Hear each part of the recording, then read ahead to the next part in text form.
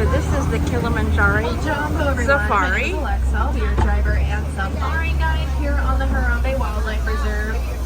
Just a few safety reminders. Please make sure we are staying fully seated with hands, arms, feet, and legs inside the vehicle at all times. And we are good to head right in. So our first stop is the Little Aturi Forest. Animals here use their colors and markings to blend into their natural surroundings. In the wild, this camouflage helps them hide from potential predators. They're typically quite shy as well, but I can see a few animals right away. I'll kind of point them out as we come across them. If we first look kind of farther out to our right there are a couple okapi kind of behind some bushes. And then in the bushes right next to us, two different species of antelopes. So the more orange ones are bongos. And somebody's peeking their head up a little goofy like there. That's a greater kudu. They're looking at us. Now they're one of the larger antelopes. They stand about 55 inches tall. It's about 5 feet at their shoulders. There's another bongo coming up here on our left. They are nicknamed ghosts of the forest as they're very rarely seen in the wild. Pretty reclusive animal. Now the okapi out there, if you notice they have these stripes on their legs that kind of make them look like zebras. They're not actually going to have any relationship to each other though. That is the closest known living relative to the giraffe.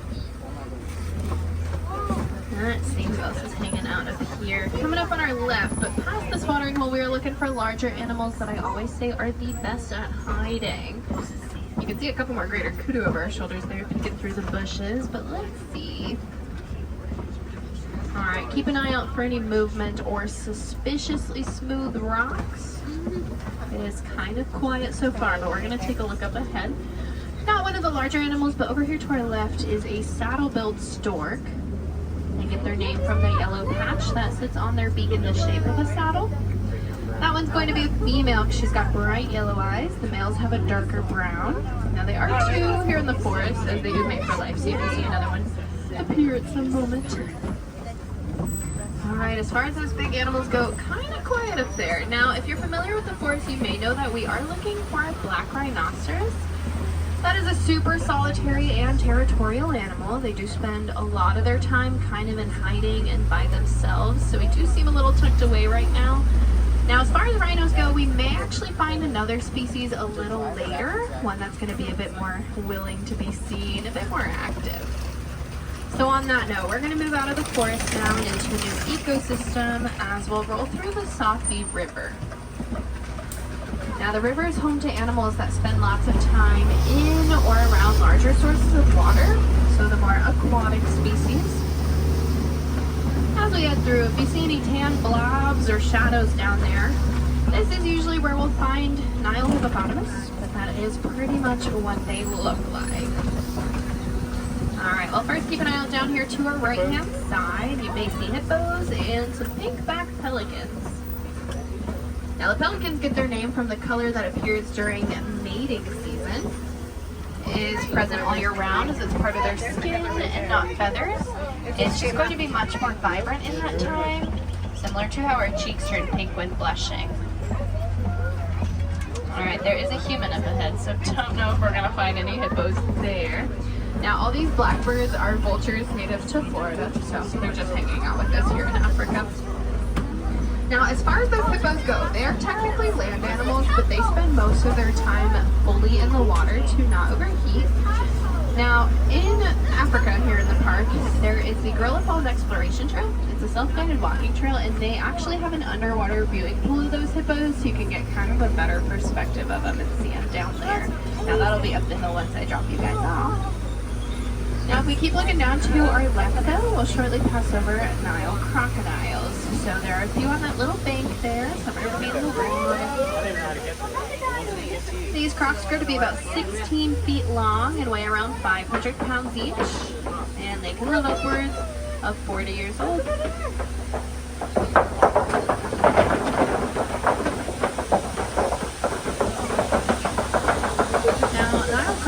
Make pretty notorious predators in Africa, but they make pretty decent parents as well.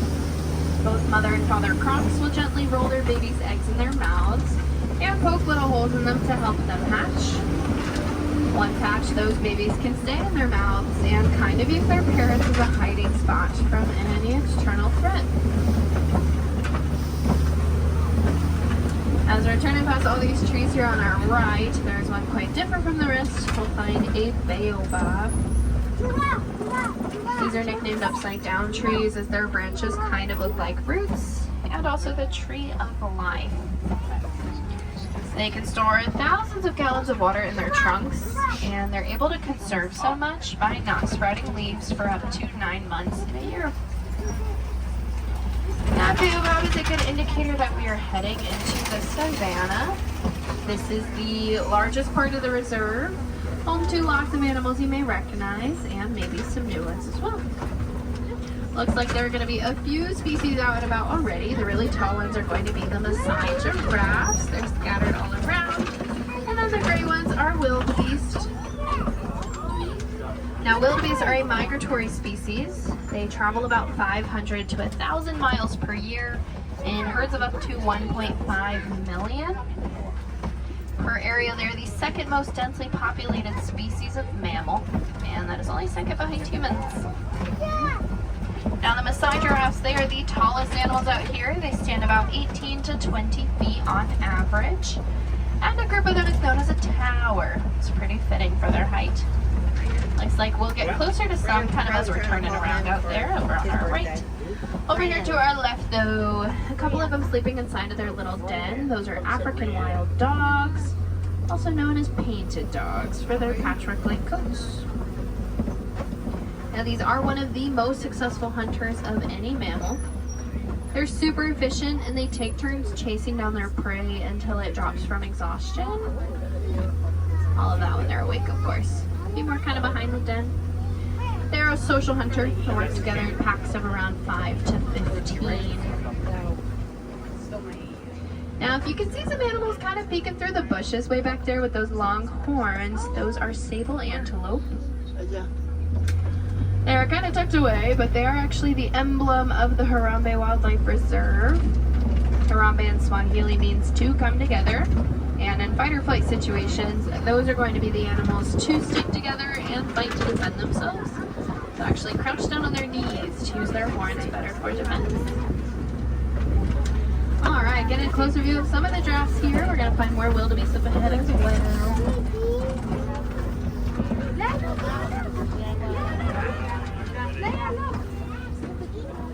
Now, they've got these really long necks that they're kind of famous for, and they have to have pretty big hearts to pump blood all the way up to their brains.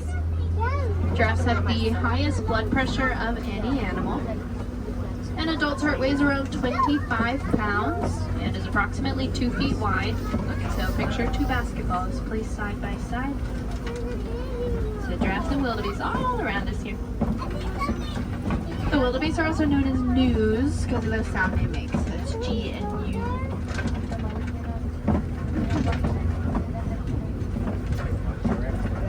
Some of the giraffes doing a great job of showing that all they really do is eat.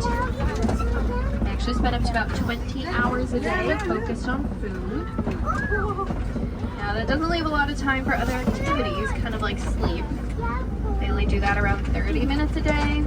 Even then, it's in increments of short power naps.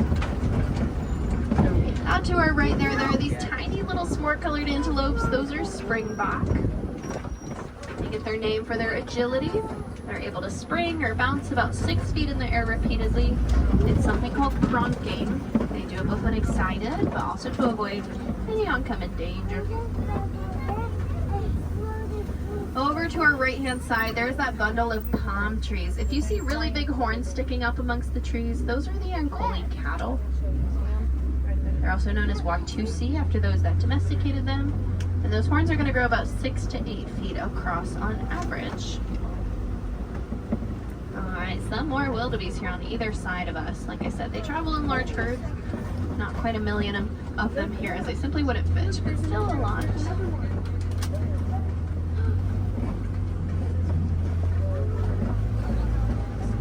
Now, just up ahead, we'll start to find lots of toppled and broken trees. A good sign that we're moving into elephant territory. Another one of the Ankole out there. See your big old horns. Now, elephants sort of function as bulldozers on the savannah. They'll knock over trees to maintain their habitat and to eat the branches and leaves off of them. This helps maintain the terrain of the savanna as a whole, and it promotes new growth by spreading seeds. Now, like I said earlier, the largest animals are the best at hiding, so we're going to kind of roll forward, see if we can find anybody out here to our right. I will mention to our left as well, if you happen to see anyone monkeying around, this is where mandrills hang out, but they have this whole big area and they're kind of small, so picture little Rafikis. They're somewhere back here. Everybody's hiding right now. They like to walk down by that clay wall if you see any fuzz down there. Now, as far as elephants go, he has a pretty good hiding spot, so we're going to roll forward a little bit.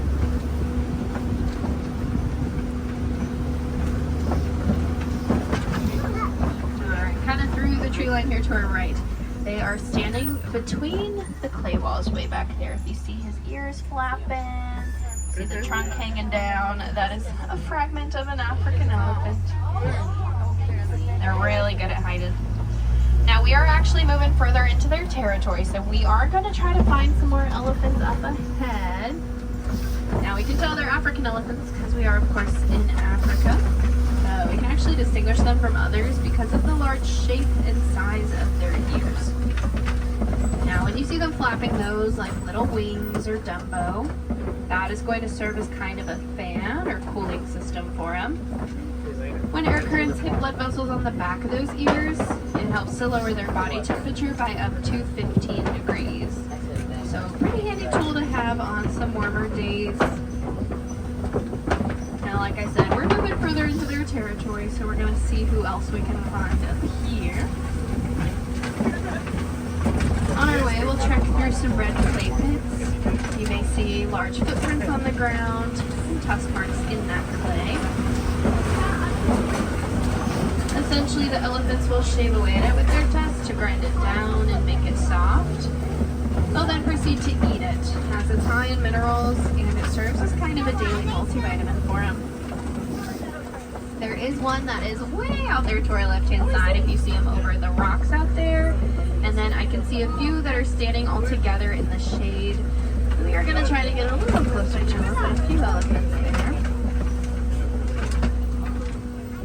Now this is the largest living land animal. They can weigh up to around 13,000 pounds full grown. A newborn calf is going to weigh about 200 to 300 pounds. That is after their mother has been pregnant for 22 months. That is almost 2 years of pregnancy to deliver a very large baby. Speaking of large, there are more of these baobabs that I mentioned store a lot of water in their trunks. Animals with horns or tusks can poke holes in them to get drinking water. Both humans and animals alike need it to survive, hence where they got the nickname the Tree of Life. We are still rolling for a little bit of traffic. Some animals have been stepping in the road up ahead, but getting a bit closer to where those elephants are hanging out. Now, typically when seen in large groups or herds, it's going to be female elephants and their little ones led by a dominant matriarch. Mature adult males will live by themselves or in small bachelor herds. That first one that we saw, she's standing right through the bamboo there, if you see a big old shadow through it. And then the rest are straight ahead of us, but they're going to be over this brush as we're turning to our left. Again, they're hanging out in the shade. Some much smaller animals in front of them, though, are flamingos. It's a little easier to see. The elephant out there to our left. Popping those ears. Now, these are greater flamingos. They're the largest of the species and the lightest pink in color. If you see the gray fuzzy ones, they're the babies. They're only a couple months old, but they're growing super fast. So they're born completely gray. The pink color comes primarily from their diet of brine shrimp, something rich in the protein beta-carotene, and it shows it fully after about 2 years of life.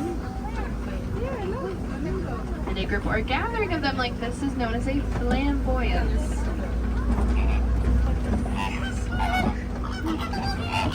Heading even further into the savanna, we'll find a change in terrain. There's some more flat, stomped lands, lots of tree cover. as well as some large mud buffaloes. You can also see the elephants kind of hanging out here to our left. Just can't really stop. Now, animals like rhinos are going to throw themselves into mud, covering from head to toe. One, to be playful, but also to cool themselves down. When the mud dries on their skin, it creates a shell that acts as a form of natural sunscreen, as well as a bug repellent for them. So way back in the forest, we were looking for a black rhino. I mentioned that's a pretty solitary animal. So out here we are looking for white rhinos. They're a lot more social. They like to hang out and play in groups. We do just have to catch up to them though. They wander about the savannah. There is an animal sitting through the trees up there though. If you see the white ring on their hind end and they're like chewing, that's a water buck, but they're blending in pretty well. They got their name after they were seen near sources of water, drinking lots of it. So again, we'll keep an eye out for rhinos up ahead, but up here to our left, there are cheetahs. They're kind of scattered around if you see all their spots peeking through. Yeah, look, it's cheetahs. Now the cheetah is the fastest land animal. They can run up to about 65 miles an hour, reaching that speed in approximately 3 seconds. Now they can only maintain that across a few hundred yards as it does take an extreme amount of energy from them. And when hunting, they rely on that speed more than strength. So their timing has to be near perfect to catch their prey. A couple more kind of behind the bushes there. Now cheetahs are technically not considered to be big cats because they can't roar. So they meow, purr, growl, hiss, kind of everything a domestic house cat would do. An animal that does roar, of course though, is a lion. And he is snoozing right now, but up between the trees here on the rocks, I can see a lioness and then a male, and you see his fluffy mane sticking up there. They're laying flat like pancakes in the grass right now. We are going to turn around the rocks, so we're going to try to get a better view of them on the other side. They're sleeping. And then over here to our right, a couple of those white rhinos we were looking for. Now there's a young in there on the hill, but this is the larger species. They'll weigh around 5,000 pounds full grown. See that little one? Their horns just aren't fully grown in yet. Also coming up on our right, I'll talk about them in just a little bit, but way out there is an ostrich. So you're kind of bent over there. And then like I said, turning around the lions here, so let's see if we can see maybe a bit more of them. Now they are nocturnal animals. They sleep about 16 to 20 hours a day, only getting up for very short bursts of energy at a time. Oh, wow. Little pancakes there. Now in hunting at night, it is primarily the females that go out, while the male stays back to defend the territory and stays home with the cubs. Coming up on our left-hand side, keep an eye out for any fuzzy rocks. We're looking for warthogs. Oh, they're hanging out over here. One of them hanging out in their little bit of mud. Oh, so relaxed. One just plopped there. Now they are related to pigs, so they're gonna have fun in the mud there. Just so cozy. Little spa day. Now warthogs are one of the largest burrowing animals. They're very resourceful in that while they do dig their own, they'll reuse those of other animals left behind as well. Another little peek at that ostrich over here to our right. So that is the largest bird and fastest animal on 2 legs. They can run up to about 40 miles an hour, and they are birds, so they do have wings, but they're not used for flight. They're more a steering system. And then over in the grass back here to our right, you may see some of their eggs, kind of tucked away back there. Those eggs are going to weigh about 3 pounds each, equivalent to about 2 dozen chicken eggs. And they are strong enough that the average sized man can stand on them, and they will not hurt him. And now we're heading towards the edge of the savannah into Magadi Glen. This is the latest addition to the reserve. It's home to the Warden's Post and some Nigerian dwarf goats. The goats are very playful animals. We oftentimes see them running around, headbutting, climbing things, just overall being cute. They're all hanging out down here. There's one probably on top of the Warden's truck there. Like one in the back of it. They're carpooling. doing their part for the environment. And goats are ruminants. This means they have a chambered stomach. It gives them kind of a potbelly appearance, but this is normal for them. Doesn't mean they're bloated or feel bad. Really just says they can eat a whole lot and continuously digest throughout the day. Now they sort of function as little lawnmowers, and they're also a domesticated species here on the reserve, as farmers in Nigeria were able to use them for their milk. It tastes pretty sweet, but it's also high in nutrition and value. So while the farmers had profit and playful pets, the goats had a free place to live, free food, health care, and lots of attention. This relationship between the farmers and goats is a good example of how humans and animals can live together peacefully and harmoniously when done correctly with the right intentions. Now with that, we are approaching the outskirts of the village, so this does mean our safari is coming to a close. I do hope you all enjoyed your time out on the reserve, hopefully saw at least one animal you wanted to, maybe learned something you hadn't known before. If we have had any wilderness explorers on board, you have been riding on the Simba 1. That is Simba, like the lion, and the number 1. Now, as we're heading up to the docks where we'll part ways, it's a good idea to start gathering all your personal belongings. Make sure you double check your rows. Don't want to leave anything behind, as it's kind of a long walk back to Africa if you do, and this truck is going to go out on another safari. So again, make sure you double check, please.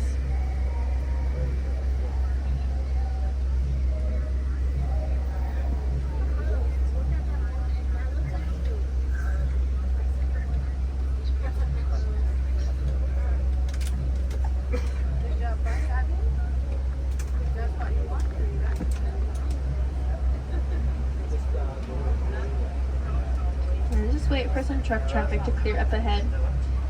Now, if any of you have the chance to come back and ride again, even if it's today, I definitely recommend it.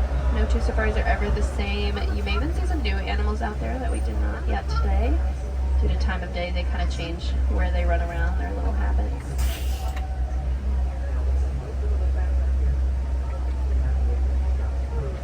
Alright, looks like this truck is getting ready to head on out, so it is time to start saying our farewells. But here in Harambe, we don't like to say goodbyes. We think it is far too sad and much too final. So instead we say Kwaheri, which means to go well. So I do hope you all go well and go wild, and have a great rest of your day here in Disney's Animal Kingdom, and wherever your next adventures may be.